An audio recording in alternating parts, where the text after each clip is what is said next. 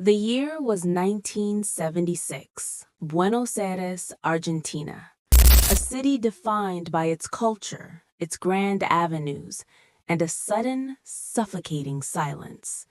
The military had seized power, and in an instant the country was plunged into a campaign of systematic erasure. They didn't just want control, they wanted to eliminate dissent at the root. Among the millions caught in this tightening web was Juan Carlos Blanco. To his neighbors, he was an ordinary man, a teacher, someone who believed that ideas were meant to be shared, not feared. He lived a quiet life, a life he thought was safe. But in 1976, the junta didn't want teachers. They wanted ghosts. On March 29th, as the sun dipped below the horizon, painting the sky in bruised purples, Juan walked home from school. He was carrying a stack of papers, his mind likely on his students, his family, his dinner. He was completely unaware of the shadows flitting in the alleyway behind him.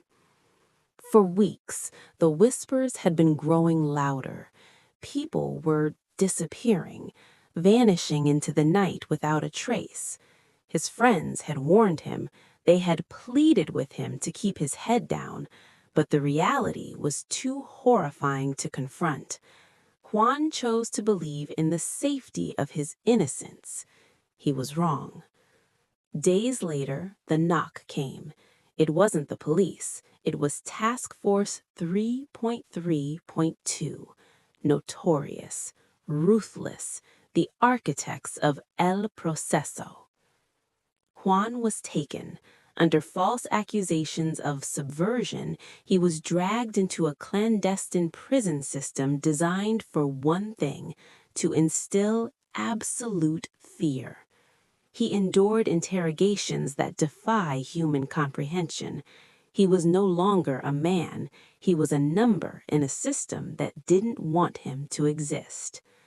By the time the regime collapsed in 1983, 30,000 people had vanished, 30,000 stories cut short. But Juan Carlos Blanco survived. His survival wasn't just a matter of luck, it became a spark, a fire of resilience that ensured the silence would never win. Because of voices like Juan's,